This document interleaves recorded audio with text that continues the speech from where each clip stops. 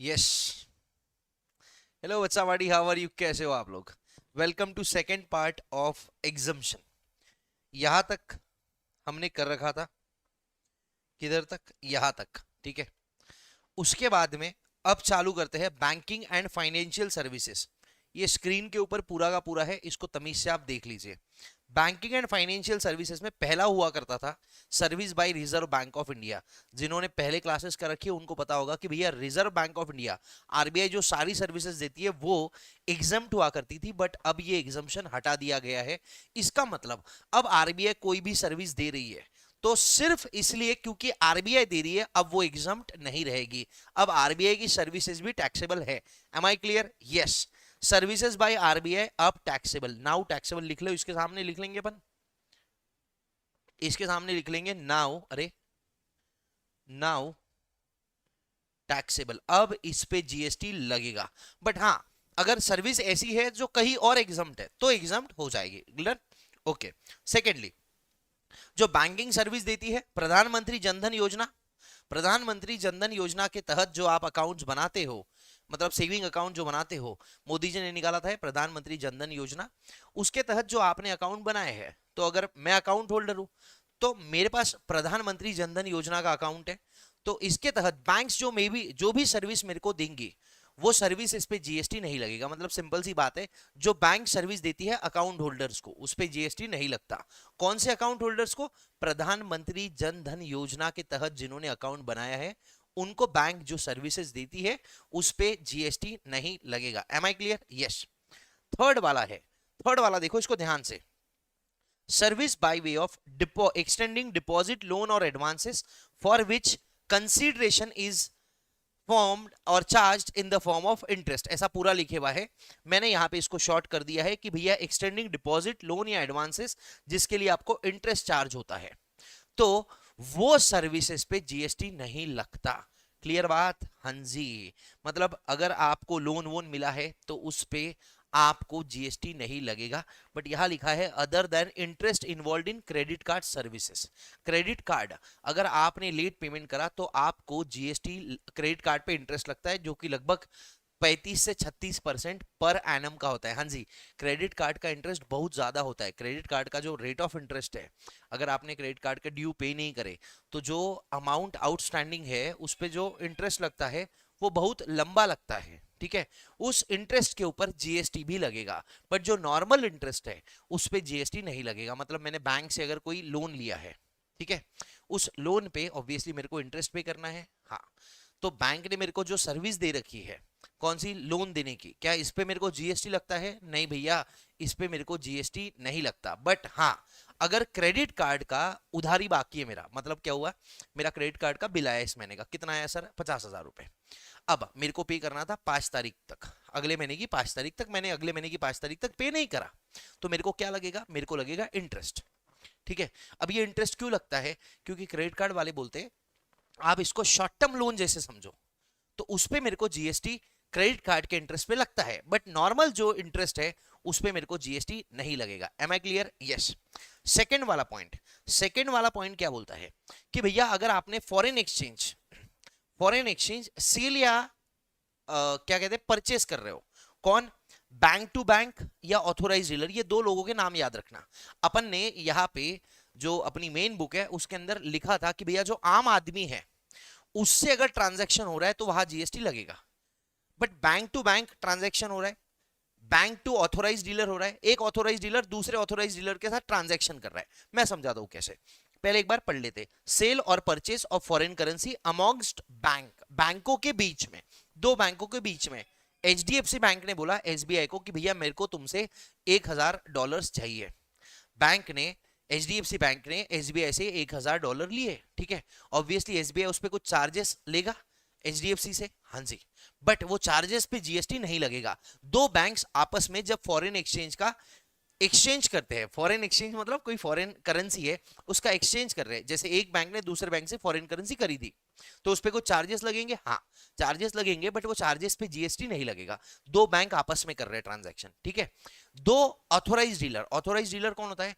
आपको अगर foreign currency खरीदनी है तो आप बैंक से खरीद सकते हो या आप ऑथोराइज डीलर से खरीद सकते हो, जो ऑथोराइज होते हैं फॉरेन करेंसी सेल करने के लिए या पब्लिक को एक्सचेंज करवाने के लिए, बराबर है। अब दो ऑथोराइज डीलर के बीच में हो रहा है तो वहां पे भी जीएसटी नहीं लगेगा। बट अगर बैंक जनरल पब्लिक को दे रही है, जैसे मेरे को अगर दुबई घूमने जाना है, मैंने सोचा भैया चलो दुबई घूम के आते हैं। अब मेरे को अगर दुबई घूमने जाना है तो मेरे को फॉरेन एक्सचेंज लगेंगे, हाँ। वो फॉरेन एक्सचेंज जब मैं बैंक से रुपी दूंगा और दुबई वाली जो भी करेंसी है वो लूंगा। अब बैंक मेरे से कुछ चार्जेस लेगा, कन्वर्जन चार्जेस, और वो कन्वर्जन चार्जेस पे जीएसटी लगेगा। अगर जनरल पब्लिक इन्वॉल्व है तो जीएसटी लगता है। तो यहां पे अपन क्या लिखने वाले हैं?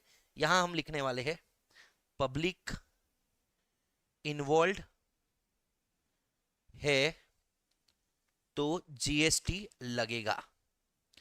इसका मतलब ये हुआ भैया, इसका मतलब ये हुआ कि अगर बैंक टू बैंक है जीएसटी नहीं लगेगा, बैंक टू ऑथोराइज डीलर है जीएसटी नहीं लगेगा, ऑथोराइज डीलर टू बैंक है जीएसटी नहीं लगेगा, ऑथोराइज डीलर टू दूसरा ऑथोराइज डीलर है तो भी जीएसटी नहीं लगेगा।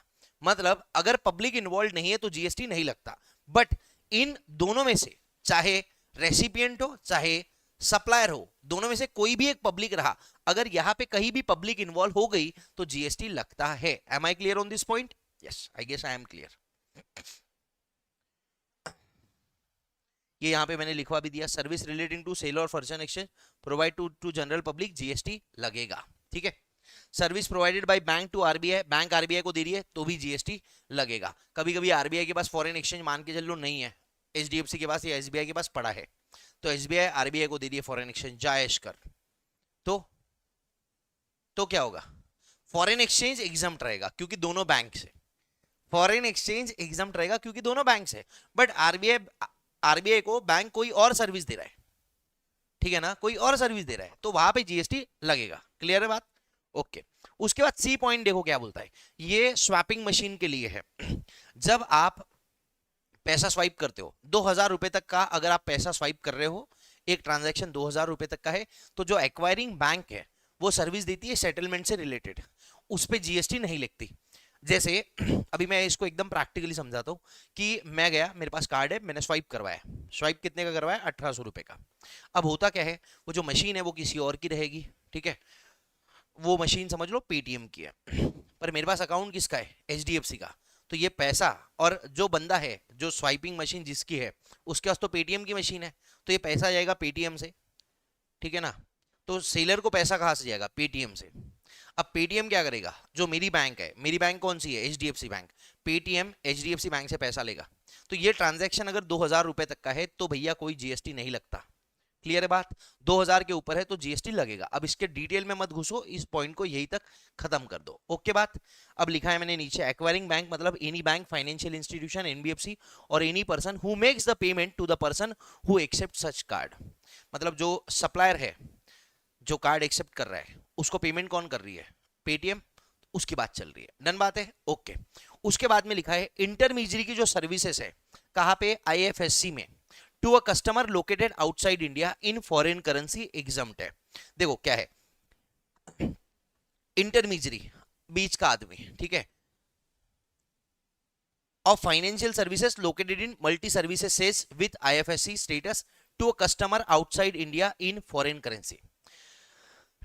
IFSC international financial service centres, ऐसे बहुत सारे इंडिया के अंदर आईएफएससीज बन रखे हैं, एसईजेड के अंदर जो लोकेटेड होते हैं यूजुअली, उसके अंदर अगर कोई बीच आदमी है, इंटरमीडियरी है, ठीक है, इंडिया के बाहर कोई नॉन रेसिडेंट है, कस्टमर है, उसको सर्विस दे रहा है, कोई भी टाइप की सर्विस दे रहा है, तो उस पर जीएसटी नहीं लगेगा। इंडिया के बाहर का आदमी है, वो फॉरेन करेंसी लेके आ रहा है, इंडिया के बाहर का आदमी है, फॉरेन करेंसी लेके आ रहा है, रेगुलर बच्चों को दिमाग में लाइट लग गए, सर जीभ लपलपाई, फॉरेन करेंसी आई, भैया जीएसटी भी नहीं, इनकम टैक्स भी कम रेट पे, मजे करो। क्लियर बात? ओके। अब यहां पे देखो कुछ दे रखा है मैंने इंपॉर्टेंट पॉइंट्स। ये इंपॉर्टेंट पॉइंट्स वो होते हैं जो डायरेक्टली है ना एग्जाम के अंदर क्वेश्चन आ जाते हैं। सर्विस चार्जेस, फीस, डॉक्यूमेंटेशन, इस पे जीएसटी लगेगा, ये एग्जाम्प्ट नहीं है। जैसे लोन जब आप लेते हो, ठीक है, तो मैंने अगर 50 लाख रुपए का लोन लिया तो बैंक ने मेरे को 50 लाख रुपए दिए, बट बैंक कुछ प्रोसेसिंग फीस लेता है मेरे से, कुछ डॉक्यूमेंटेशन चार्जेस लेता है, कुछ रजिस्ट्रेशन फीस लेता है।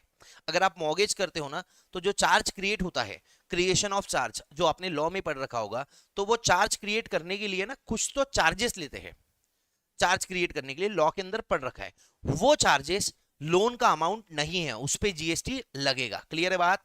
Brokerage, stamp duty, service charges, documentation fees, loan processing charges, किसी भी नाम से बोल दो।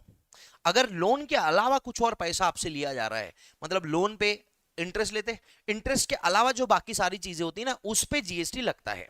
तो कभी अगर आप बैंक में जाओगे ना, तो आपको बताया रहेगा कि भैया अगर 50 लाख का लोन लेना है आपको, तो आपको 10,000 रुपए की प्रोसेसिंग फीस लगेगी, 10,000 प्लस 18% जीएसटी के रेट से, ठीक है ना। तो loan processing fees, loan arrangement charges, service charges, documentation charges, registration charges, अगर कोई चार्ज क्रिएट कर रहे हैं तो उसके रजिस्ट्रेशन होते हैं, चार्ज रजिस्टर करना पड़ता है, बराबर है, उसके रजिस्ट्रेशन चार्जेस पे भी जीएसटी लगता है। अगर क्रेडिट कार्ड पे आपका आउटस्टैंडिंग पेमेंट है, मतलब पैसा अभी तक दिया नहीं और उस पे आपको लेट पेमेंट के लिए चार्जेस लग रहे हैं, तो उस पे आपको जीएसटी लगेगा, उस पे आपको जीएसटी लगेगा, यहां पे लिखा है ये बात, ठीक है। फिर ये एक और पॉइंट बोलता है, ये थर्ड वाला पॉइंट देखो, यहां पे क्या है, ये मार्जिन ट्रेडिंग से रिलेटेड है। अब लेट्स से कि अगर आप कोई स्टॉक एक्सचेंज में काम करते हो, ठीक है, स्टॉक एक्सचेंज में आप काम करते हो और वहां पे आपको एक मार्जिन दिया रहता है कि भैया इतना पैसा आपके पास मार्जिन है, इतने तक आप ट्रेडिंग कर सकते हो। जब आपको उतना नुकसान हो जाएगा, आपको वो पैसा जमा करवाना पड़ता, फिर वो आपकी जो लिमिट है, जो आपकी लिमिट है वो वापस से रिस्टोर हो जाती। अब वो पैसा जमा करवाने में आपने देरी लगवा दिया, तो क्या ये लोन है? नहीं, ये लोन नहीं है। सॉरी, क्या ये चार्जेस है? नहीं, इसको ऐसे चार्जेस जैसे मत मानो, इसको लोन जैसे मानो। जैसे लेट्स से मेरे को 50 लाख की लिमिट है, ठीक है, मैं 50 लाख की ट्रेडिंग कर सकता हूँ, और मेरे को मार्जिन कितनी दे रखी है, 50 लाख का जब भी मेरे को नुकसान हो जाएगा, मैं बड़ा आदमी हूँ बहुत, 50 लाख की मेरे पास लिमिट है, जब मेरे को 50 लाख का नुकसान हो जाएगा तब जाके मेरे को वो मार्जिन में पैसा जमा करवाना पड़ेगा। ऐसे आदमी के हिसाब से डिफर करती है, सबकी अपनी अपनी मार्जिन, मेरी क्राइटेरिया के हिसाब से मेरी 50 लाख की मार्जिन है लेट्स से, ठीक है। तो अब मेरे को हर ट्रेड मैं कर रहा हूं, मैंने एक ट्रेड करा 2 करोड़ का, उसमें मेरे को 1 लाख का नुकसान हो गया, तो क्या मेरे को 1 लाख भरना पड़ेगा? नहीं नहीं, भरना नहीं पड़ता मेरे को, ये मेरी मार्जिन है, ठीक है। जैसे ही मेरी मार्जिन रीच हो गई 50 लाख, मेरे को 50 लाख का लॉस हो गया स्टॉक एक्सचेंज में, अब मेरे को ये 50 लाख रुपए डालने पड़ते हैं, बराबर है। अब मैंने ये 50 लाख डालने में लेट कर दिया, तो बोलते हैं कि जो मार्जिन है ये आपको लोन जैसे मानना है, और उसके अगेंस्ट अगर आपको कोई इंटरेस्ट लगा, उसके अगेंस्ट अगर आपको कोई चार्जेस लगे, तो उस पे जीएसटी नहीं लगेगा, ये एग्जम्प्ट है जीएसटी से, ठीक है। याद रखना ये वर्ड भी, ये वर्ड भी याद रखना, और ये एग्जम्प्ट वाला वर्ड भी याद रखना। क्लियर है बात? ओके। उसके बाद लीगल सर्विसेज की बात करते हैं। लीगल सर्विसेज में हम जानते हैं, पहली बात तो हम ये जानते हैं कि भैया लीगल सर्विसेज में लगता है आरसीएम इफ टैक्सेबल, अगर टैक्सेबल रहा और आपने बिजनेस एंटिटी को दिया तो आरसीएम लगेगा। अदर देन बिजनेस एंटिटी अगर आप कोई पैसा देते हो तो उस पर जीएसटी मोस्टली लगता ही नहीं है। मैंने क्या वर्ड यूज करा? मोस्टली लगता नहीं है, ठीक है ना। अब देखो अपन करते हैं, यहां पे लीगल सर्विसेज कौन देता है सर? एक तो लॉयर देते हैं जो इंडिविजुअली काम करते, या फिर लॉयर की फर्म्स देती है, हाँ जी। तो यहां पे 3 कैटेगरी में लोगों को डिवाइड करे हुआ है, एक इंडिविजुअल एडवोकेट और दूसरा फर्म ऑफ एडवोकेट। अब इंडिविजुअल के अंदर 2 और लोग हैं, एक इंडिविजुअल, दूसरा सीनियर एडवोकेट। हाँ, मतलब एक जूनियर दूसरा सीनियर।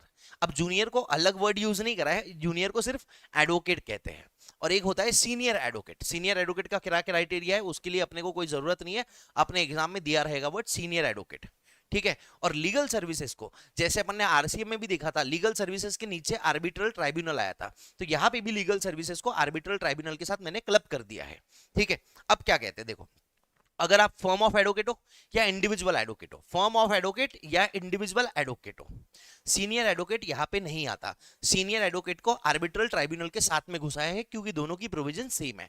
अगर इंडिविजुअल एडवोकेट या फर्म ऑफ एडवोकेट सर्विस दे रही है किसको? बाकी के बाकी एडवोकेट्स को।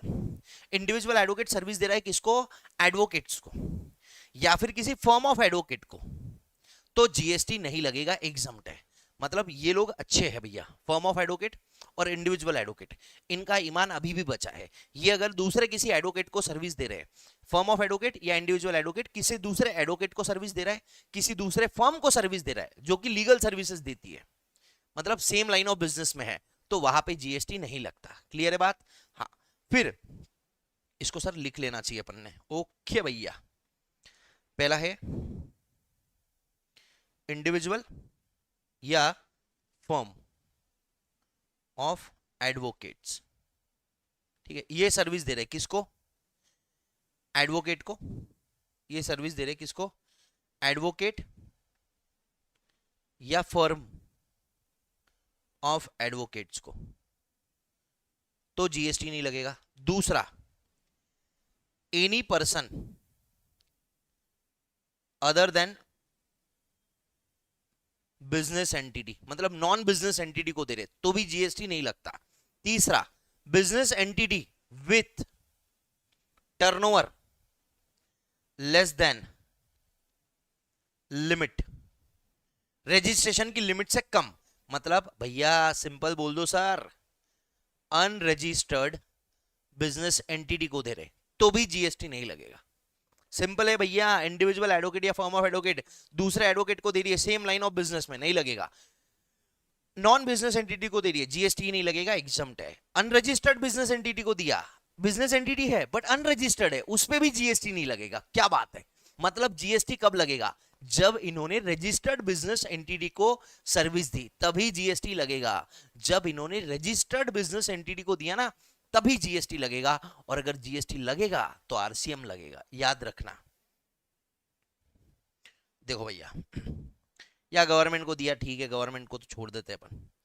एडवोकेट को दिया, फर्म ऑफ एडवोकेट को दिया, या किसी person other than business entity को दिया, या अनरजिस्टर्ड बिजनेस एंटिटी को दिया। अब अनरजिस्टर्ड मतलब क्या? जिसका पिछले साल में टर्नओवर 10 लाख 20 लाख 40 लाख से कम था। 10 लाख 20 लाख 40 लाख क्या है? ये रजिस्ट्रेशन की लिमिट से। या फिर किसी गवर्नमेंट को दिया, central government, state government, local authority, union territory, governmental authority और गवर्नमेंट एंटिटी। बट यहाँ पे भी चेंज आएगा कि सेंट्रल गवर्नमेंट में रेलवेज नहीं आती, आ गया वो चेंज। ठीक है, okay. Senior tribunal, senior advocate या आर्बिट्रल ट्राइब्यूनल, इन्होंने किसको दिया? सेम टू सेम ऊपर का copy paste, same to same ऊपर का कॉपी पेस्ट।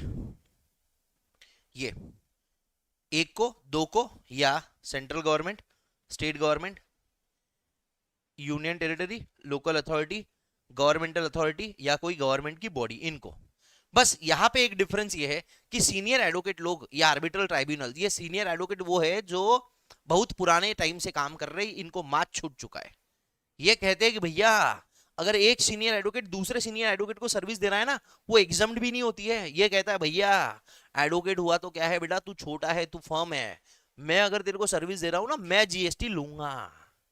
हाँ जी, अगर senior advocate similar line of business वालों को देता है तो जीएसटी लगता, वहां पे एग्जम्पशन नहीं है। मतलब सीनियर एडवोकेट में ये जो एग्जम्पशन है ये नहीं मिलेगा, बाकी तीनों मिल जाएंगे। पढ़ लो एक बार। Any person other than business entity exempt है, अनरजिस्टर्ड बिजनेस एंटिटी एग्जम्प्ट है, और central government, state government exempt है। बराबर क्या? हाँ। Legal services to registered business entity are liable to GST, और टैक्स जो है ये रजिस्टर्ड बिजनेस एंटिटी आरसीएम पे भरेगा। क्लियर बात? कोई दिक्कत किसी बच्चे को तो देख लो एक बार, जल्दी से एक बार देख लीजिए, किसी बच्चे को कोई दिक्कत होंगी तो। अब मोस्टली जो कॉन्सेप्ट थे वो खत्म हो गए। अब सारे ये लाइफ इंश्योरेंस बिजनेस सर्विसेज, अब ये लाइफ इंश्योरेंस बिजनेस सर्विसेज पे जीएसटी नहीं लगता है, जब बोलते हैं ना मेरे को समझ ही नहीं आता है। मेरे को समझ इसलिए नहीं आता है क्योंकि भैया इंश्योरेंस की सर्विसेज पे जीएसटी काइप की बात कर रहे हैं। अरे वो जो इंश्योरेंस का प्रीमियम रहता ना, उसकी बात कर रहे हैं। हाँ, जो इंश्योरेंस प्रीमियम अपन भरेंगे उस पे जीएसटी लगेगा नॉर्मल स्कीम में, बट अगर स्कीम यहां नोटिफाइड है तो उस पे जीएसटी नहीं लगेगा। समझे बात को? हाँ जी। देखो, life insurance services under NPS, NPS के अंदर अगर कोई लाइफ इंश्योरेंस सर्विस मिल रही है bye way of annuity, GST नहीं लगेगा। नेवी वालों को नेवल ग्रुप इंश्योरेंस फंड, उस पे भी नहीं लगेगा। To personnel of coast guard, army, navy, air force को नहीं लगेगा। और ये ताजा ताजा 2 साल पहले ऐड हुआ है, सेंट्रल आर्म्ड पुलिस फोर्स। मतलब देखो, नेवी वाले लोग, आर्मी वाले लोग, एयरफोर्स, नेवी, आर्मी, एयरफोर्स। बचा कौन था? पुलिस वाला, उसको भी कवर कर लिया पॉइंट नंबर 4 में। और ऊपर में पॉइंट नंबर 2 में क्या है? वो जो कोस्ट पे गार्ड रहते हैं ना, कोस्टल गार्ड, जो ना नेवी में आते, ना आर्मी में आते, ना पुलिस में आते, पर कोस्ट गार्ड्स होते हैं वो, तो कोस्ट गार्ड को सेकंड में कवर कर रखा है। डन है? ओके। उसके बाद में मतलब इनके तहत ये ग्रुप इंश्योरेंस स्कीम क्या होता है? सेंट्रल गवर्नमेंट है ना, सारे के सारे जो अपने आर्मी वाले हैं, नेवी वाले हैं या एयरफोर्स वाले हैं, सबका इंश्योरेंस साथ में निकाल लेंगी। तो उस पे जो प्रीमियम पे करेगी गवर्नमेंट, उस पे जीएसटी नहीं लगेगा। अब premium can be paid by government और द आर्मी वाले या नेवी वाले देमसेल्फ। ठीक है, उसमें कोई अपने को दिक्कत यहाँ पे नहीं है। मतलब अपने को याद रखना है, आर्मी वाला हो, नेवी वाला हो, एयरफोर्स वाला हो, पुलिस वाला हो, या फिर कोस्टल गार्ड है, इनके अगर इंश्योरेंस निकले तो उस पर जीएसटी नहीं लगता। उसके बाद कुछ स्कीम बताई गई है। जनश्री बीमा योजना, जनश्री बीमा योजना, आम आदमी बीमा योजना, वरिष्ठ पेंशन योजना, प्रधानमंत्री वय वंधन योजना, प्रधानमंत्री जीवन ज्योति बीमा योजना। बीमा मतलब इंश्योरेंस होता है, ठीक है। फिर micro insurance, life micro insurance product, इसके अंदर जो मैक्सिमम कवर है वो 2 लाख का होना चाहिए। अगर 2 लाख से ज्यादा का कवर है इस माइक्रो इंश्योरेंस प्रोडक्ट के तहत, अगर 2 लाख से ज्यादा का प्रोडक्ट कवर है तो उस पर जीएसटी लगता है। ठीक है, ये पॉइंट एग्जाम में 2 बार आ चुका है, इसको ध्यान रखना। बाकी ये जो ऊपर वाले हैं ना, ये वरिष्ठ वरिष्ठ दिख गया, आम आदमी दिख गया, जनश्री जनश्री जनश्री मतलब लोगों का श्री, श्री श्री भगवान वाले, वो उसको। प्रधानमंत्री, अरे भाई जनधन योजना, माफ करो रे गरीबों को। भैया मोदी जी ने जो स्कीम निकाली उसमें तुम जीएसटी लगाओगे क्या?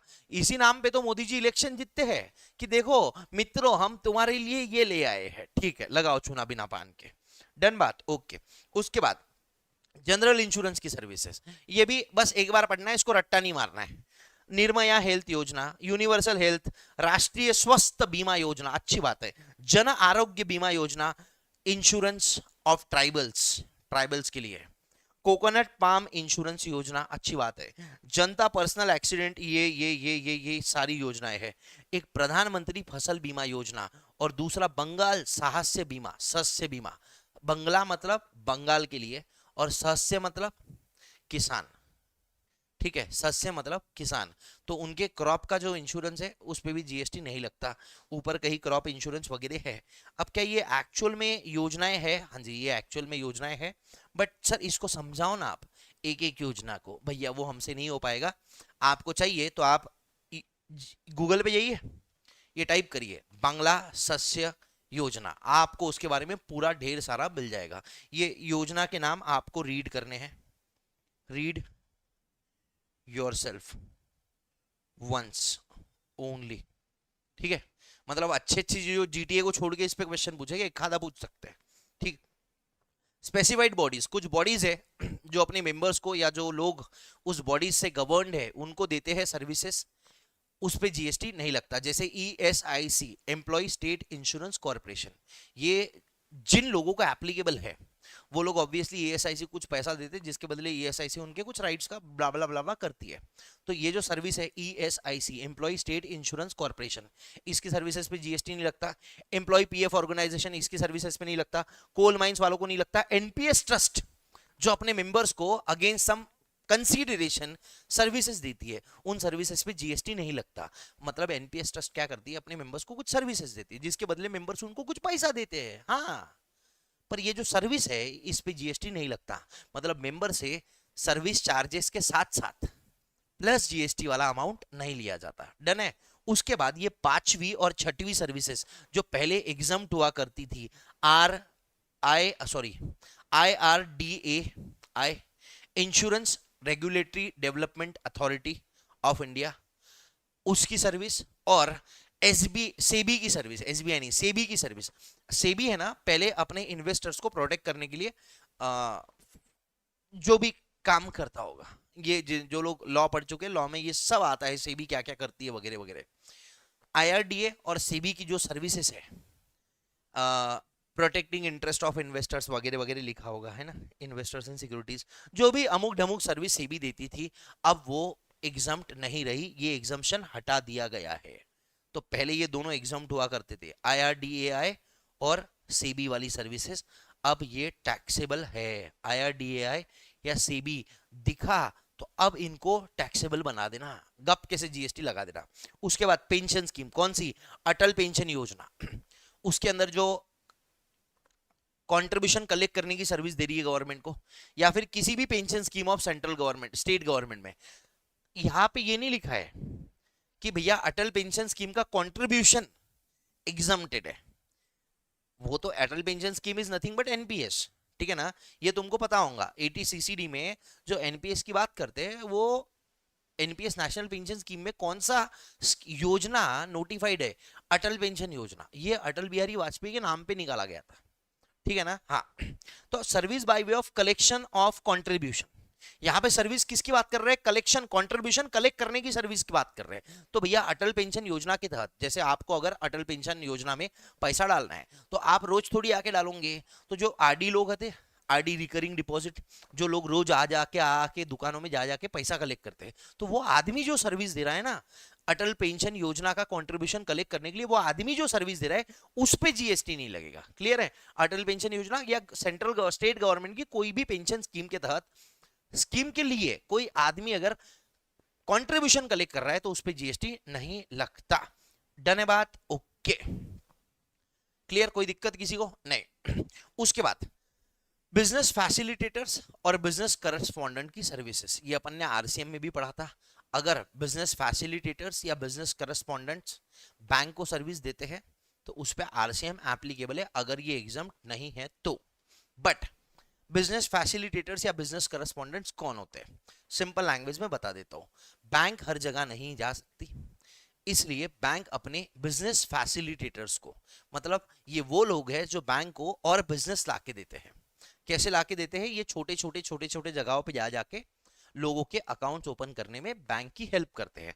जैसे मैंने आपको एग्जांपल दिया था कि भैया हम खरांगना में रहते हैं, खरांगना में एचडीएफसी पॉपुलेशन है 10,000। अब वहां पे 10,000 की पॉपुलेशन में एचडीएफसी की एक ब्रांच ओपन करना प्रैक्टिकली पॉसिबल नहीं है। जब एचडीएफसी को मालूम है वहां से सिर्फ हम उनको 50 अकाउंट मिलने वाले, तो एचडीएफसी क्या करती है, अपना एक बिजनेस फैसिलिटेटर वहां भेज देंगी। फिर जिस गांव, उस गांव के अंदर जितने लोगों को अकाउंट खोलना है, वो आदमी को वो लोग अपने सारे डॉक्यूमेंट्स, अपना इनिशियल डिपॉजिट का पैसा देंगे। वो आदमी खरांगना से वर्धा आएगा, जहां एक्चुअल में एचडीएफसी के ब्रांच है, वहां पे लोगों के डॉक्यूमेंट्स और क्या जमा करवाएगा, पैसा। अगले दिन सुबह 10 बजे जाते जाते वो आदमी उसका पासबुक और अगर डेबिट कार्ड इफ एप्लीकेबल लेके जाके उन लोगों को देगा। डन है। तो ऐसे होते हैं बिजनेस करस्पॉन्डेंट्स या बिजनेस फैसिलिटेटर्स, ये बैंक हायर करती है। ऐसे लोग छोटी छोटी जगहों पे जाके या फिर जहां पे भी बैंक बोलती है वहां जाके बैंक को बिजनेस लाने में मदद करते हैं। ये मैंने यहाँ पे राइट हैंड साइड में लिख दिया है। और जो ये बैंक को सर्विसेज देते हैं उसके बदले कुछ बैंक से पैसा चार्ज करते हैं। वो केस में जो बिजनेस फैसिलिटेटर है ये बैंक को सर्विस दे रहा है, बराबर है। हाँ जी, तो क्या इसकी सर्विसेज पे जीएसटी लगेगा, तो कहते हैं कि अगर ये सर्विसेज रूरल एरिया से रिलेटेड है तो वहां पे जीएसटी नहीं लगेगा। अगर रूरल एरिया से रिलेटेड है तो वहां पे जीएसटी नहीं लगेगा। अब जैसे बैंक्स करवाती है वैसे ही इंश्योरेंस कंपनी भी करवाती है, उनकी भी सर्विसेज अगर रूरल एरिया से रिलेटेड है तो जीएसटी नहीं लगेगा। डन बात है, हाँ जी। अब ये इसको रट्टा नहीं मारना है, मैं फिर कहता हूं, बिजनेस करस्पॉन्डेंट या बिजनेस फैसिलिटेटर बैंक को सर्विस दे रहा है। अभी हमको पता चला कि इंश्योरेंस कंपनी भी अपना इंश्योरेंस बेचती है छोटी छोटी जगहों पे जाके। हाँ, तो रूरल एरिया का रहा तो जीएसटी नहीं लगेगा, मतलब वो services regarding some rural area है with respect to accounts in rural area है तो वहां पे जीएसटी नहीं लगेगा, एग्जम्प्ट है। और अगर रूरल एरिया के अलावा कहीं और है तो जीएसटी लगेगा, और लगेगा तो बैंकिंग कंपनी या इंश्योरेंस कंपनी जीएसटी पे करेगी ऑन द सर्विसेज। जो सर्विसेज कौन दे रहा है, सर्विस दे रहा है बिजनेस फैसिलिटेटर बैंकिंग कंपनी को, काहे की लोगों के अकाउंट लाके देने की। तो वहां पे सर्विस प्रोवाइडर कौन है, एक्चुअल सप्लायर कौन है, बिजनेस करस्पॉन्डेंट है, बट तगड़ा आदमी कौन है, बैंक है या इंश्योरेंस कंपनी है, तो जीएसटी वो पे करेगी। डन बात है, हाँ जी। अगली बात, लीजिंग सर्विसेज, ये अपन ने अगेन आरसीएम में पढ़ा था कि 30 साल से ज्यादा के लिए लीज दिया है, ठीक है, 30 साल से कम के लिए लीज दिया है तो उस पे जीएसटी लग सकता है। और अगर लग रहा है तो जो आदमी लीज पे दे रहा है किसी प्रमोटर को या बिल्डर को, तो वो बिल्डर जीएसटी पे करेगा। मैं आपको अभी उसका एग्जम्पशन का पॉइंट बताता हूं। मैंने आरसीएम में भी बोला था कि अगर जीएसटी लग रहा है तभी जाके वो टैक्सेबल होगा। अगर जीएसटी ही नहीं लग रहा है, अगर जीएसटी लग ही नहीं रहा है तो भैया फिर आरसीएम लगने की बात ही नहीं आती। अब देखो क्या होता है, ये यूजुअली ना स्टेट इंडस्ट्रियल डेवलपमेंट कॉर्पोरेशन देती है। जैसे महाराष्ट्र के अंदर है MIDC, MIDC Maharashtra industrial development corporation. Gujarat के अंदर है जीआईडीसी। तो जो भी स्टेट गवर्नमेंट है उसकी इंडस्ट्रियल डेवलपमेंट कॉर्पोरेशन होती है। जैसे महाराष्ट्र की गवर्नमेंट है तो एमआईडीसी है, महाराष्ट्र इंडस्ट्रियल डेवलपमेंट कॉर्पोरेशन। अब एमआईडीसी के अंदर अगर आपको अपनी फैक्ट्री डालनी है तो आपको क्या करना पड़ता, आपको बस वहां पे बनानी पड़ती है बिल्डिंग। और जमीन कहां से मिलती है सर, तो जो लैंड है वो गवर्नमेंट आपको देती है। ठीक है, लैंड है वो गवर्नमेंट आपको देती है। अगर अब इसके अंदर लैंड देंगी गवर्नमेंट अपने को, कितने टाइम के लिए देती है, 99 ईयर्स की लीज, 60 साल की लीज, 50 साल की लीज, जितने टाइम के लिए आपको लेना है। वो कितने टाइम की लीज ले रहे हैं उससे अपने को मतलब नहीं है। अपने को ये मतलब है कि अगर ये जो लीज लिया है ये लॉन्ग टर्म है, मतलब 30 साल के ऊपर की लीज है। अब जो जमीन एमआईडीसी में होती है या इंडस्ट्रियल डेवलपमेंट कॉर्पोरेशन में होती है वो ऑब्वियसली इंडस्ट्रियल प्लॉट्स होते हैं। वहां पे अपन क्या करते हैं, अपन अपनी फैक्ट्री बनाते हैं। डन है, वहां पे अपन क्या करते हैं, अपन अपनी फैक्ट्री बनाते हैं। अब मैं फैक्ट्री बनाऊंगा, फैक्ट्री बनने को 2 3 4 5 साल लग जाएंगे, हाँ जी हाँ। पर गवर्नमेंट को जो मेरे को पैसा देना है ये अपफ्रंट प्रीमियम देना पड़ता है, अपफ्रंट प्रीमियम। या फिर मैं हर साल के साल इतना इतना गवर्नमेंट को लीज रेंट दूं। अगर हर साल के साल आप पैसा दे रहे हो तो बात खत्म है। मतलब स्टार्टिंग में देखो, मैं आपको समझाता हूं, बड़े आराम से समझना। जब स्टार्टिंग में आप गवर्नमेंट को पैसा देने की बात कर रहे हो तो जैसे आप गए, मैं गया गवर्नमेंट के पास, जो भी स्टेट गवर्नमेंट है या जो भी आदमी है जो अलॉट करता है उसके पास गया, मैं बोला भैया 99 ईयर्स के लिए मेरे को लीज पे चाहिए जमीन, फैक्ट्री बनानी है, मतलब इंफ्रास्ट्रक्चर डेवलपमेंट करना है। तो बोलता है ठीक है, पैसा कैसे मिलेगा। मैंने बोला हर महीने का लीज, हर साल का लीज रेंट डिसाइड कर लेते हैं, मैं हर साल का पैसा आपको देते रहूंगा। यहाँ पे ये जो आपने प्रीमियम डिसाइड करा, ये लीज रेंट डिसाइड करा, ये ईयरली बेसिस पे है, ये ईयरली बेसिस पे है। यहाँ पे एग्जाम्पशन नहीं है, यहाँ पे जीएसटी लगेगा। बट दूसरा ऑप्शन, मैंने बोला भैया देखो 99 ईयर्स के लिए हो ना, आप मेरे को बता दो 99 ईयर्स का कितना पैसा लगेगा। मतलब जो लीज रेंट है, जो पैसा है, ये अपफ्रंट डिसाइड हुआ, डिसाइड अपफ्रंट हुआ। वो कहते हैं कि भैया 99 ईयर्स का आपको लग जाएगा 5 करोड़। ठीक है, ये अपफ्रंट पैसा डिसाइड हो गया 5 करोड़। हाँ, ये नहीं बोल रहे हैं कि 5 करोड़ एक साथ पहले ही देना है। बोल ये रहे हैं कि जो अमाउंट है, जो पैसा है, वो कंसीडरेशन, जो पैसा है उसको डिसाइड आपने अपफ्रंट कर लिया है पहले ही बार में, एक साथ का 99 ईयर्स का। अब लीज 30 साल से ज्यादा की है, अपफ्रंट पेमेंट डिसाइडेड है, हाँ जी, इस पे जीएसटी नहीं लगेगा, इस पे जीएसटी नहीं लगेगा। ठीक है, इसके अंदर गवर्नमेंट की 20% ओनरशिप होनी चाहिए। अगर पूरी की पूरी आपकी ओनरशिप है तो भैया उस पर जीएसटी लगेगा। आपने 20% की गवर्नमेंट को ओनरशिप दे दिया है, जो भी इंडस्ट्रियल यूनिट या डेवलपर्स है उसके अंदर, यूनिट के अंदर बेसिकली, तो भैया आपको जीएसटी नहीं लगेगा। पहले ये 50% हुआ करती थी लिमिट, अब ये 20% हो गई है। अब ये जो अपफ्रंट प्रीमियम है या अपफ्रंट अमाउंट डिसाइड करते हैं, उसका अलग अलग नाम है, मैंने आपको बता रखा है, सलामी है, अपन ने ऐसे क्लास में सलामी करा था, या इसको डेवलपमेंट चार्जेस, कॉस्ट प्राइस, जो भी बोल सकते हैं। इसका लॉजिक क्या था, याद है किसी को लॉजिक? अगर किसी को लॉजिक याद है तो कमेंट कर देना वीडियो के डिस्क्रिप्शन में मेरी बात सुनने के पहले। लॉजिक ये था भैया कि भाई अभी आज से पैसा डिसाइड हो गया है, पर ये जो फैक्ट्री बनेंगी वो 5-7 साल बाद बनेंगी, तो 5-7 साल बाद उसका प्रोडक्शन शुरू होगा, और प्रोडक्शन शुरू होने के बाद जो मैं बेचूंगा उस पर जीएसटी कलेक्ट करूंगा लोगों से। हाँ, तो जो मेरा इनपुट जीएसटी है जो मैं गवर्नमेंट को दे रहा हूं उसका मैं क्रेडिट ले सकता हूं 4-5 साल के बाद। पर अभी से अगर मैं गवर्नमेंट को जीएसटी देने लग गया तो अभी तो मेरा आईटीसी जो है वो जबरदस्ती ब्लॉक हो जाएगा, मेरा आईटीसी जबरदस्ती ब्लॉक हो जाएगा 5 साल तक। मतलब मैं गवर्नमेंट को जीएसटी का पैसा दूंगा, पर अभी तक क्योंकि मेरा फैक्ट्री बन के रेडी नहीं हुआ तो मेरे को क्रेडिट एडजस्ट करने के लिए कोई आउटपुट सर्विस ही नहीं है या आउटवर्ड सप्लाई ही नहीं है, तो मेरे पास तो क्रेडिट पड़ा रहेगा ना जबरदस्ती है। तो मैंने गवर्नमेंट को बोला भैया एक काम करो, अभी मत लगाओ, बाद में लगाना। समझ रहे हो? तो बोले एग्जाम ऐश कर भैया, ठीक है। उसके बाद ये आईआरएफसी जो इंडियन रेलवेज को सर्विस देता था लीजिंग ऑफ एसेट की, जैसे डब्बे उब्बे दिए, तो पहले एग्जाम हुआ करता था, अब ये एग्जामेशन नहीं है और अब ये टैक्सेबल है। डन बात। उसके बाद स्किल डेवलपमेंट सर्विसेज, मेरे को बड़ा अच्छा लगता है ये। स्किल डेवलपमेंट सर्विसेज के अंदर 4 नाम आते हैं, मैंने आपको पहले ही बता रखा है 4 नाम। NCVT, SCVT, NSDC, SSC. ये नाम दिख गए, एग्जाम कर देना।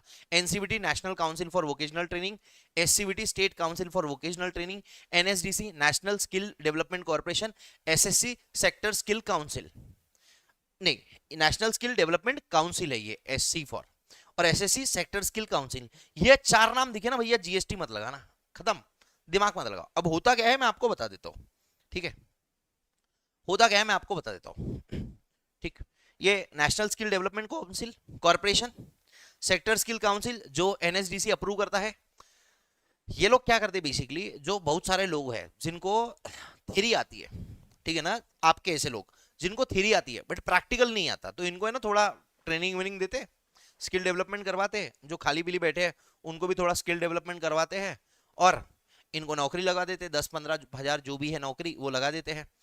तो ये जो सर्विस दे रहे हैं उस पे जीएसटी नहीं लगेगा, ठीक है? अब यहाँ पे सर्विसेज कौन सी देती है, एक एनएसडीसी है नेशनल स्किल डेवलपमेंट कॉर्पोरेशन, दूसरा है एसएससी। ये एसएससी कौन है?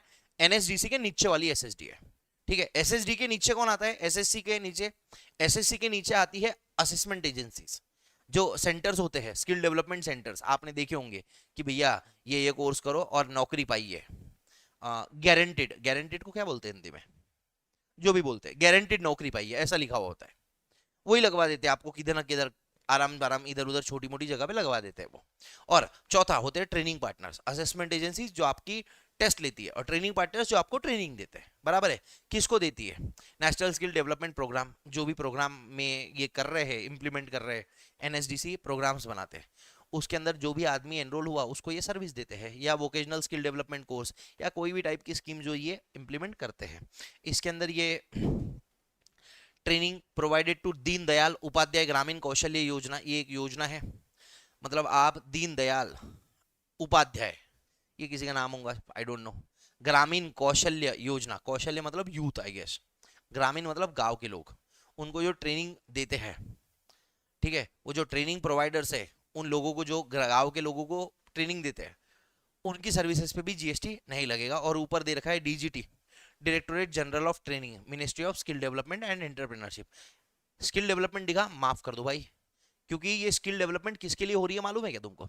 ये स्किल डेवलपमेंट हो रही है उस गवार लोग के लिए जिसने पहली से लेके बीकॉम तक कुछ नहीं कर रखा है, बीए तक कुछ नहीं कर रखा है, बीएससी उसने ऐसी टाइम पास फर्रे फर्रे में निकाल दिया, तो आगे कुछ तो करना पड़ेगा ना उसको, नहीं तो चोरा चकारा करेगा। तो उसको बोले भैया ये स्किल डेवलपमेंट का कोर्स कर ले। और इसमें भी फ्रॉड होते हैं, एनएसडीसी में बहुत जोरदार फ्रॉड्स होते हैं,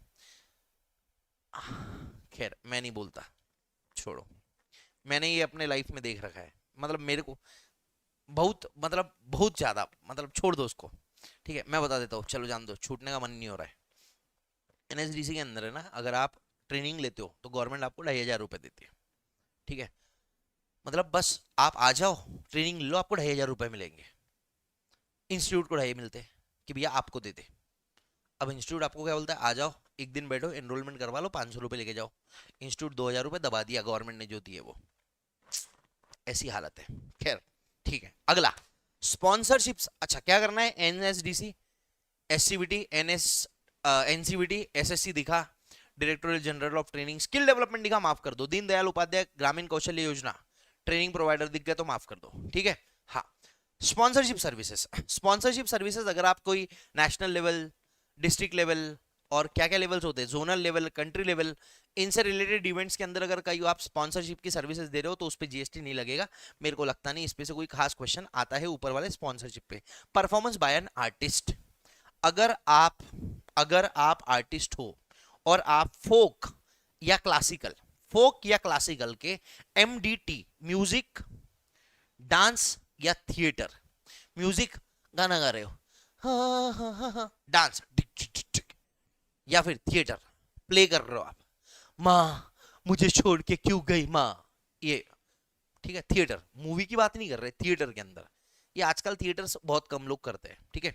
फोक या क्लासिकल आर्ट के अंदर आप, मतलब आप फोक डांस कर रहे हो या आप क्लासिकल डांस कर रहे हो, था था था था था, ठीक है। बट अगर आप ना done done done done done done ना ना ये कर रहे हो, ये क्लासिकल नहीं है, वेस्टर्न है, ठीक है ना, तो इस पे पूरा जीएसटी लगेगा। अगर आप म्यूजिक डांस थिएटर कौन से फॉर्म में, फोक या क्लासिकल फॉर्म के अंदर परफॉर्म कर रहे हो, और जहां परफॉर्म कर रहे हो उससे आप पैसा ले रहे हो, और वो पैसा 1.5 लाख रुपए या उससे कम है, तो आपकी सर्विसेज पे जीएसटी नहीं लगेगा। क्लियर है? हाँ। तो कोई अगर क्लासिकल म्यूजिक वाला बंदा आया, उसने गाना गाया ना ना ना, हाँ, और उसने चार्ज कितना किया, 1,40,000, तो उसकी जो सर्विस है 1.5 लाख से कम लिया है, जीएसटी नहीं लगेगा, ठीक है।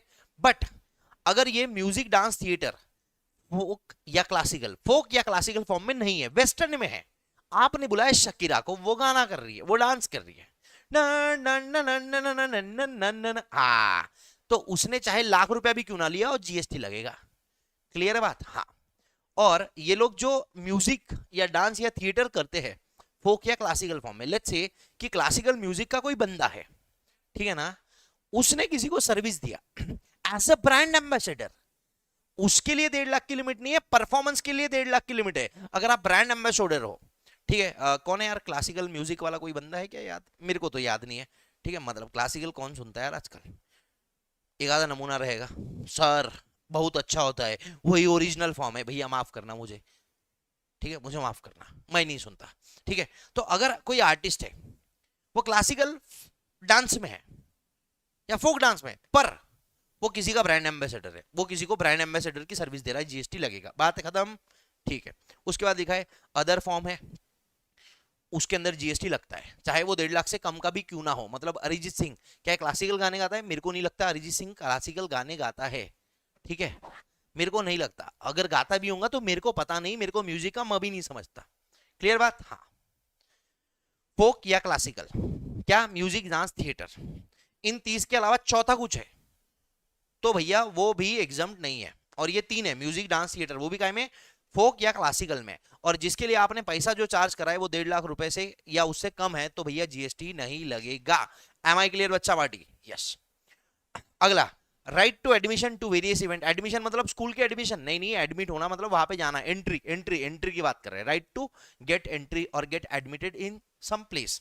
तो अगर वो museum, national park, sanctuary, tiger reserve, zoo या कोई प्रोटेक्टेड मॉन्यूमेंट है, मतलब जहां जानवर वानवर मिलते हैं वहां बच्चे आते हैं रे, museum, national park, sanctuary, tiger reserve, zoo या कोई प्रोटेक्टेड मॉन्यूमेंट जैसे ताजमहल, यहाँ के जो भी टिकट है, एंट्री फीस है, उस पे जीएसटी नहीं लगेगा।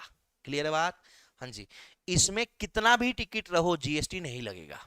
बट सेकंड में क्या बोलते हैं, राइट टू एडमिशन, कहां पे? नीचे, circus, dance, theatrical performance, drama, ballet including award function, concert, peasant, musical performance, planetarium, planetarium वो होता है जहां पे वो पूरा सौर मंडल दिखाते हैं, वो सोलर सिस्टम दिखाते हैं वगैरह वगैरह, शायद ऐसा कुछ तो है, ठीक है। या फिर कोई भी sporting event other than recognise sporting event, और फिर बाद में बोल दिया रिकॉग्नाइज स्पोर्टिंग और नॉन सेंस बाद में डाला है। मतलब आप किसी स्पोर्टिंग इवेंट में गए, आप किसी म्यूजिक फंक्शन में गए, आप किसी कॉन्सर्ट में गए, अरिजीत सिंह का कॉन्सर्ट है, 400 रुपए की टिकट है, जीएसटी नहीं लगेगा।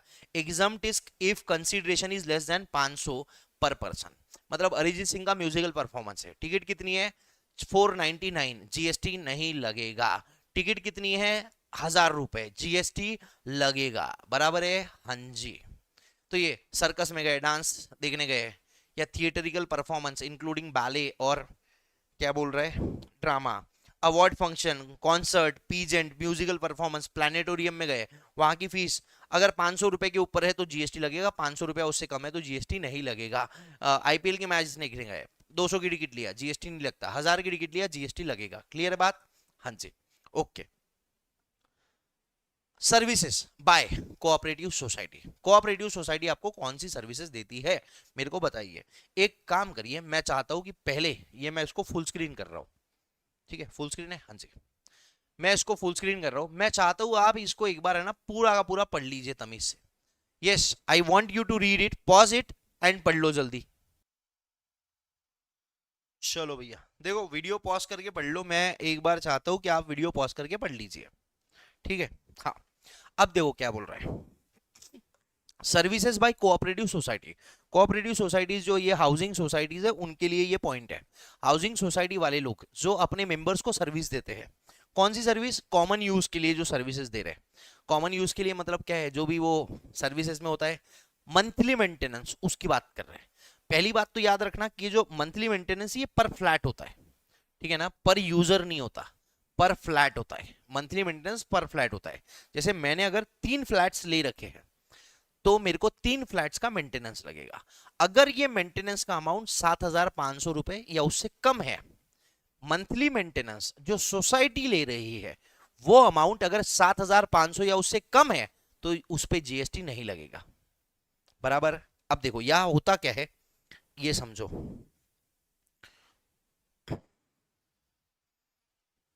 कोऑपरेटिव हाउसिंग सोसाइटी है, ठीक है। ये क्या कर रही है? ये अपने मेंबर्स को कुछ कॉमन सर्विसेज दे रही है।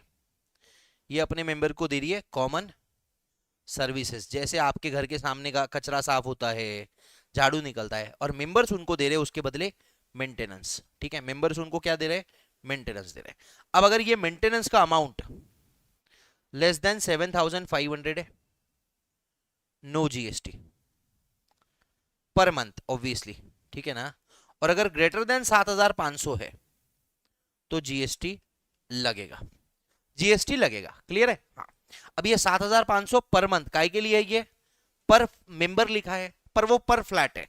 वो नीचे वाले पॉइंट में समझाया हुआ है कि अगर एक मेंबर के पास 2 फ्लैट्स हैं तो 7,500 रुपए 2 फ्लैट्स के मेंटेनेंस मिला के है कि पर फ्लैट है, तो वो पर फ्लैट है। और याद रखना मेंटेनेंस हमेशा पर फ्लैट लिया जाता है भाई।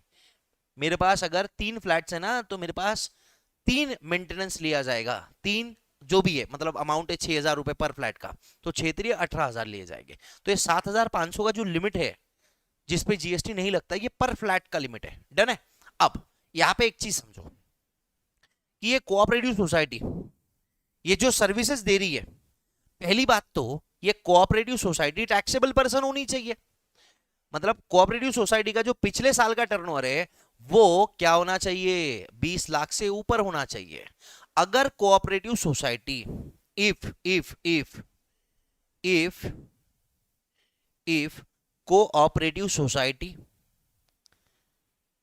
अनरजिस्टर्ड है एंड अनरजिस्टर्ड है, बट जो मेंटेनेंस का अमाउंट है, मेंटेनेंस का जो अमाउंट ले रही है वो ग्रेटर देन 7,500 है, क्या जीएसटी लगेगा? ना, जीएसटी लग ही नहीं सकता, क्योंकि जो देने वाला है वो अनरजिस्टर्ड है। तो पहली कंडीशन क्या है सर? बचपन से यही कंडीशन है कि जो सप्लायर है वो रजिस्टर्ड पर्सन है, तभी तो जीएसटी लगेगा। अगर सप्लायर खुद ही अनरजिस्टर्ड रहा, जो कोऑपरेटिव सोसाइटी है खुद ही अनरजिस्टर्ड रही, जीएसटी लग ही नहीं सकता। तो 2 कंडीशंस आ गई। पहला, जो कोऑपरेटिव सोसाइटी है उसका पिछले साल का टर्नओवर 20 लाख से ऊपर होना चाहिए, या इस साल का टर्नओवर 20 लाख के ऊपर जाने के बाद में उसने जो मेंटेनेंस कलेक्ट करा है वो मेंटेनेंस अगर 7,500 से ऊपर है तब जीएसटी लगेगा। मतलब अगर कोऑपरेटिव सोसाइटी रजिस्टर्ड है बट मेंटेनेंस 7,500 से कम है, जीएसटी नहीं लगेगा। मेंटेनेंस 7,500 के ऊपर है बट कोऑपरेटिव सोसाइटी रजिस्टर्ड नहीं है, जीएसटी लग ही नहीं सकता, क्योंकि सप्लाई ही नहीं होगा, क्योंकि सप्लायर जो है वो एक रजिस्टर्ड पर्सन, वो एक टैक्सेबल पर्सन होना चाहिए। सेक्शन 7 के पैरामीटर्स में हमने पढ़ रखा है, ठीक है। चलो अब इससे रिलेटेड पूरी बातें कर रखी है। आरडब्ल्यूए रेसिडेंट वेलफेयर एसोसिएशन, उसको बोलते हैं कोऑपरेटिव सोसाइटीज की जो रेसिडेंट वेलफेयर एसोसिएशन बनती है उसकी बात कर रहे हैं, ठीक है। हाँ, एक मिनट देख लेते हैं अपन। Maintenance charges less than equal to 7,500 per month पर मेंबर। पर मेंबर मतलब पर फ्लैट। एक मेंबर के पास 2 फ्लैट है तो 7,500 रुपए पर फ्लैट, ऐसा समझे ना? हाँ। फॉर सोर्सिंग ऑफ गुड्स और services from third party for common use of members in housing society और अपार्टमेंट। जैसे कोई खाने वाला, सॉरी झाड़ू वाला आ रहा है तो उसके लिए मेंटेनेंस लेते, ठीक है। कॉमन इलेक्ट्रिसिटी है उसके लिए मेंटेनेंस लेते हैं, ये सारी बातें। अब ये जो मेंटेनेंस का अमाउंट है इसके अंदर अगर कोई स्टैट्यूटरी ड्यू है, जैसे प्रॉपर्टी टैक्स लग रहा है, इलेक्ट्रिसिटी चार्जेस लग रहे हैं, वो अगर इंक्लूड कर लिया तो उसको इंक्लूड मत करना। फॉर एग्जाम्पल, हमारी सोसाइटी बहुत अच्छी है, हमारी सोसाइटी क्या बोलती है कि भैया उस सोसाइटी के अंदर जो सारे लोग रहते हैं ना ये एकदम क्लीन रहने चाहिए। तो जो पूरा का पूरा सोसाइटी में जितने भी फ्लैट्स है, जैसे समझ लो 50 फ्लैट्स है, तो 50 फ्लैट्स वालों का जितना भी प्रॉपर्टी टैक्स आता है वो प्रॉपर्टी टैक्स भरना किसको है? जैसे मेरा फ्लैट है तो प्रॉपर्टी टैक्स भरना मेरी जिम्मेदारी है, मेरी जो इलेक्ट्रिसिटी है वो भरना मेरी जिम्मेदारी है। हाँ, बट हमारी सोसाइटी बहुत अच्छी है। हमारी सोसाइटी क्या बोलती है, जो आपका प्रॉपर्टी टैक्स आएगा, जो आपका इलेक्ट्रिसिटी आएगा हर महीने का, हम वो इंक्लूड करके दे देंगे आपको, और उतना आप हमको मेंटेनेंस दे देना। जैसे मेंटेनेंस कितना है हमारा, हमारा मेंटेनेंस है 6000 प्लस लेट अस अज्यूम कि मेरा जो इलेक्ट्रिसिटी बिल आता है वो 2000 है। तो मैं क्या करता हूं, मैं इलेक्ट्रिसिटी बिल वगैरह नहीं भरते बैठता, मैं डायरेक्टली अपने सोसाइटी को दे देता हूं। वो सोसाइटी ये जो इलेक्ट्रिसिटी का बिल है ये जमा करवा देती है। तो मेंटेनेंस के अंदर जो 7500 की लिमिट है उसमें ये 8000 लेना चाहिए कि 6000 लेना चाहिए? तो कहते हैं 6000 लेना चाहिए, क्योंकि ये जो 2000 का बिल है ये सोसाइटी ने तुमसे अपने पास रखने के लिए नहीं दिया, वो उन्होंने as a pure agent collect किया है। ठीक है, हाँ। तो लिखा है यहाँ पे statutory dues forming part of monthly maintenance raised by society on members excluded while computing monthly limit, मतलब ये लिमिट के अंदर नहीं लेना, इसको छोड़ के 7500 की लिमिट है।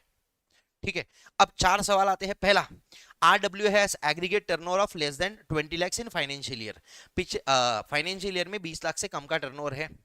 Is it required to get registered? नहीं, आपको रजिस्ट्रेशन की जरूरत नहीं है। And pay GST on monthly maintenance charges greater than 7500, अगर आपका एग्रीगेट टर्नओवर 20 लाख से कम है तो भैया आपको रजिस्ट्रेशन की जरूरत नहीं है।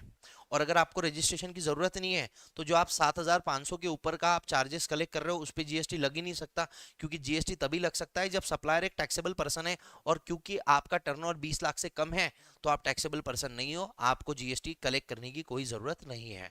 हाँ, अगर आपके अंदर खुजली मची है और आपने वॉलंटरी रजिस्ट्रेशन ले रखा है तब आपको जीएसटी कलेक्ट करना पड़ेगा। ठीक है।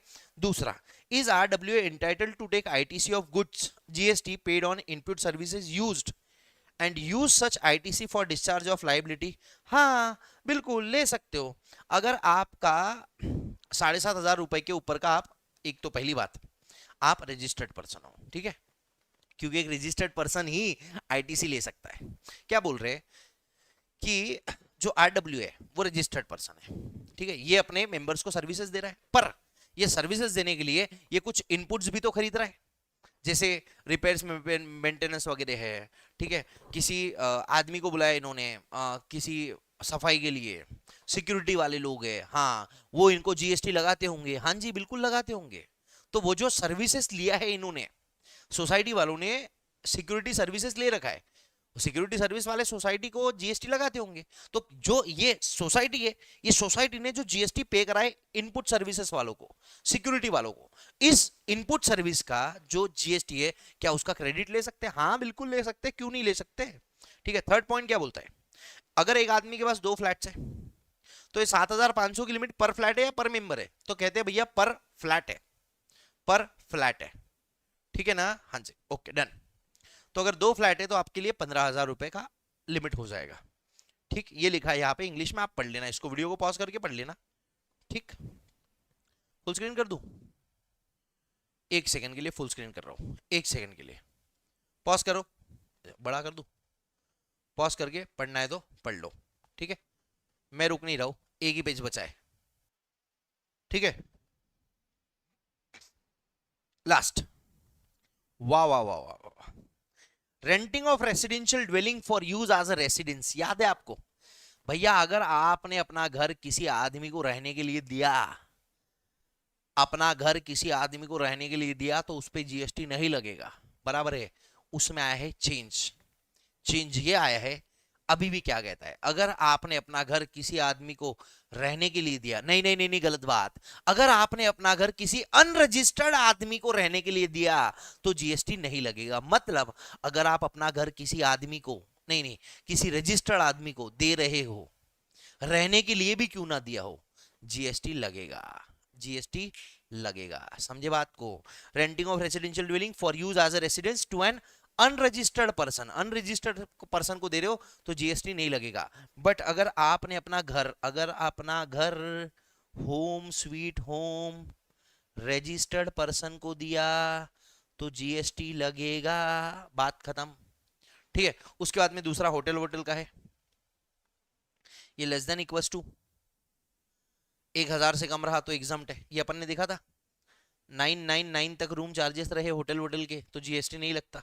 ठीक है, इनफैक्ट इसके अंदर है ना, जो होटल के रूम चार्जेस है वो चार्जेस के हिसाब से जीएसटी का रेट बदलता है। ठीक है ना, बट वो आपको उतना ध्यान में नहीं रखना है, उतना आपके सिलेबस में है नहीं, बट फिर भी मैंने आपको एक जानकारी के लिए बता दिया। उसके बाद ये तो हटा दो, ये हटा दो।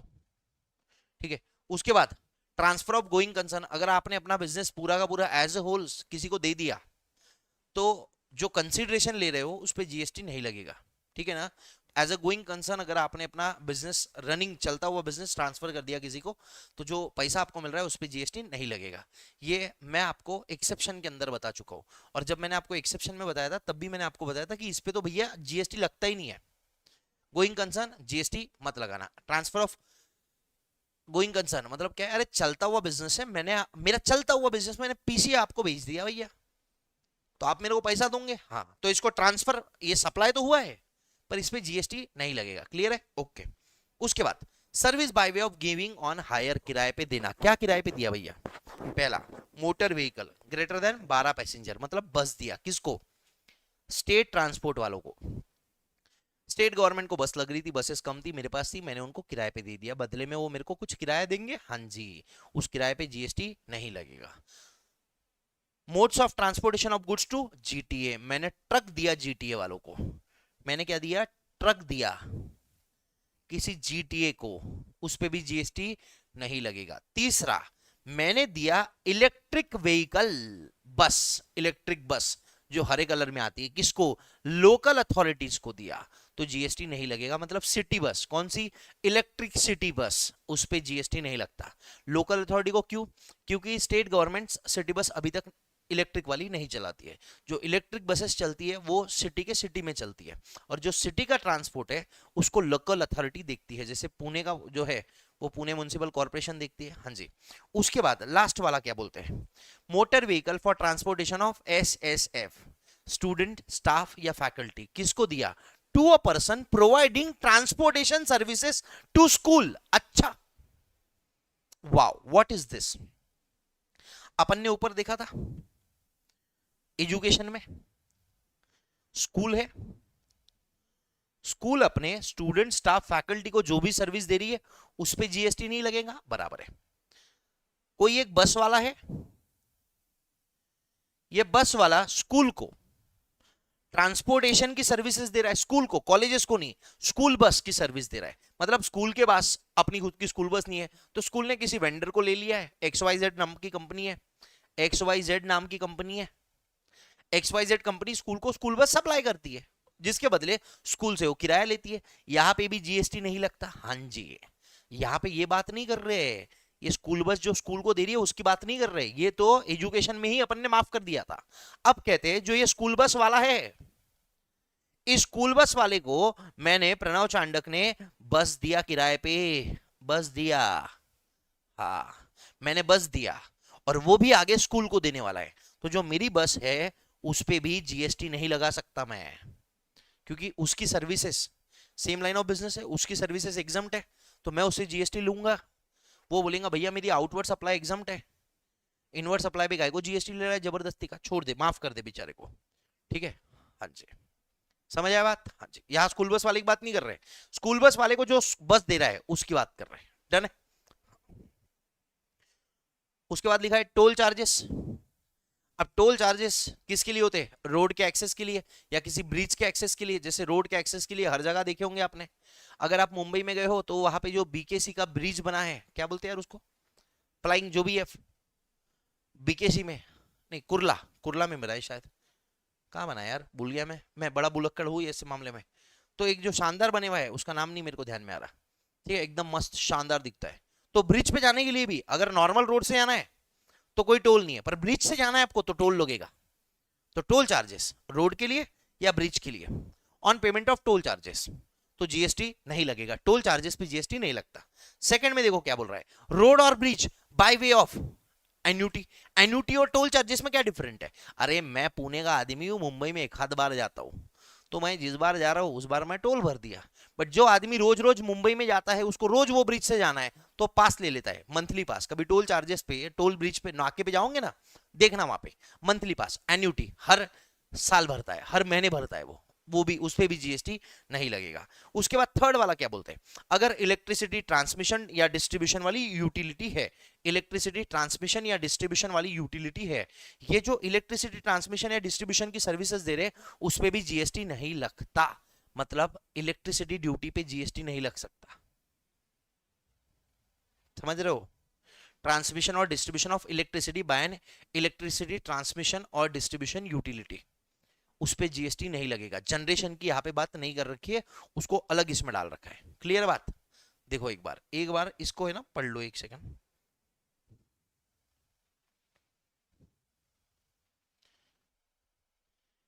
अभी कितने बजे पता है तुमको? मैं जब ये रिकॉर्ड कर रहा हूं तो रात के बजे है 8:35। क्लासेस खत्म करी, अब मैं बोला रिकॉर्ड करके डाल दूंगा फिर चले जाऊंगा घर पे, तो वही फोन आया था बीवी का, कब आ रहा है?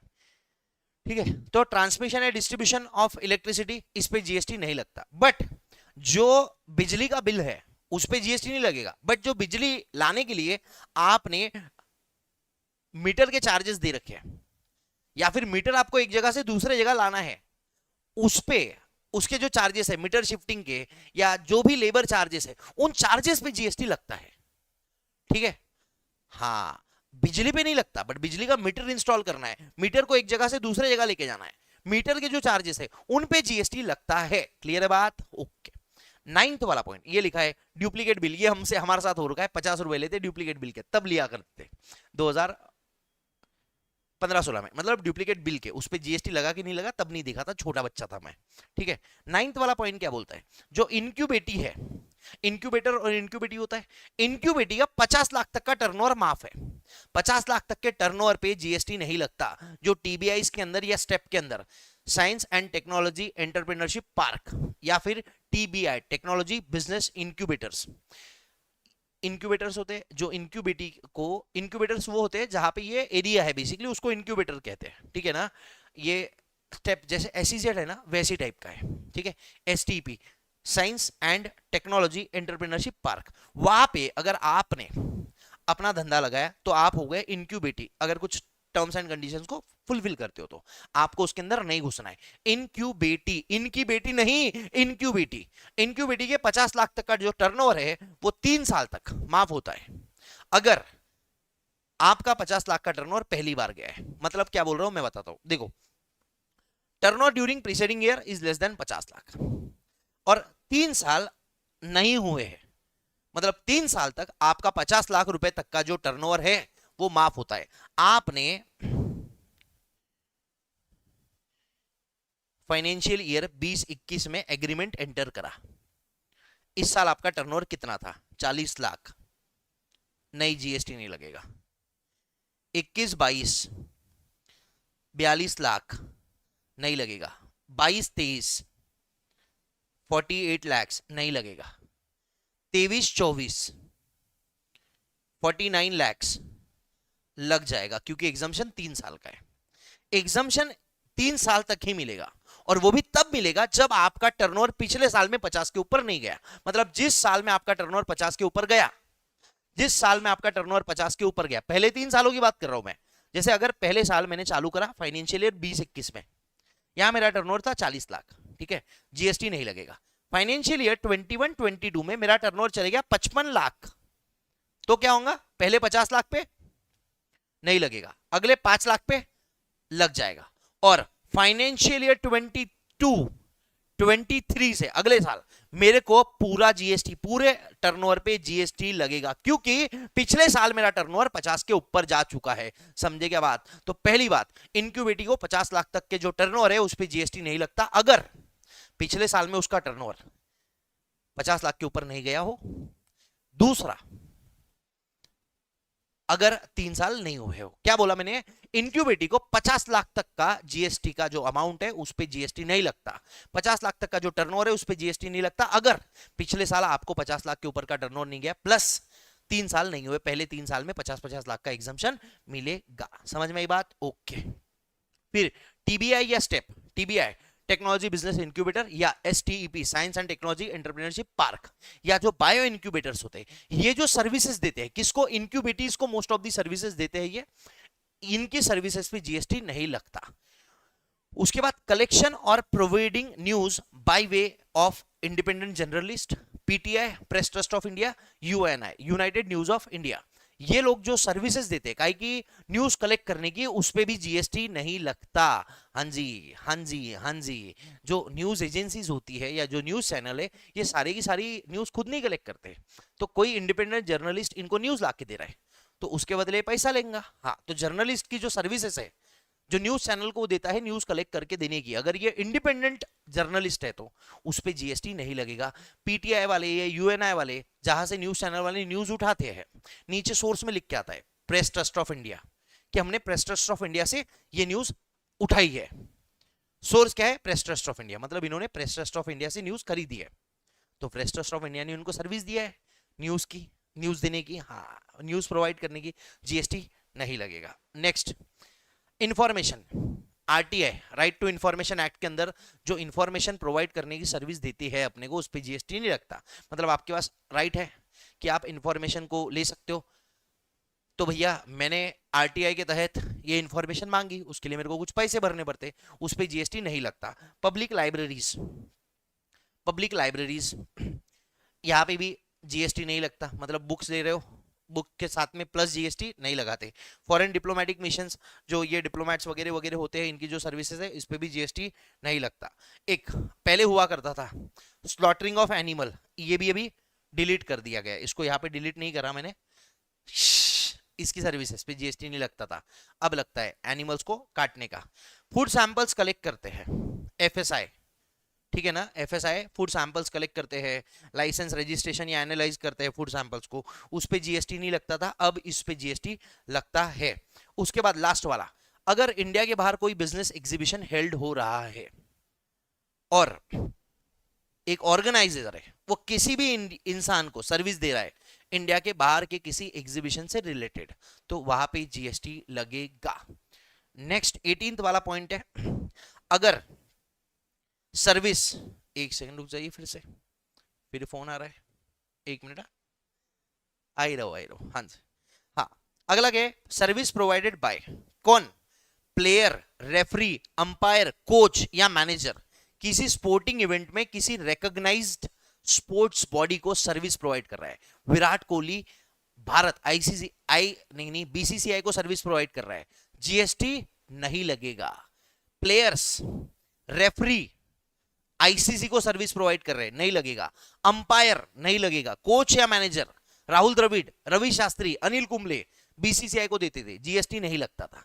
एक रिकॉग्नाइज्ड स्पोर्ट्स बॉडी दूसरे रिकॉग्नाइज्ड स्पोर्ट्स बॉडी को दे रही है, जीएसटी नहीं लगेगा। समझे क्या? रिकॉग्नाइज्ड स्पोर्ट्स बॉडी दूसरे रिकॉग्नाइज्ड स्पोर्ट्स बॉडी को, जैसे इंडिया की क्रिकेट बीसीसीआई क्रिकेट ऑस्ट्रेलिया को सर्विस दे रही है, जीएसटी नहीं लगेगा। क्रिकेट ऑस्ट्रेलिया बीसीसीआई को दे रही है, जीएसटी नहीं लगेगा।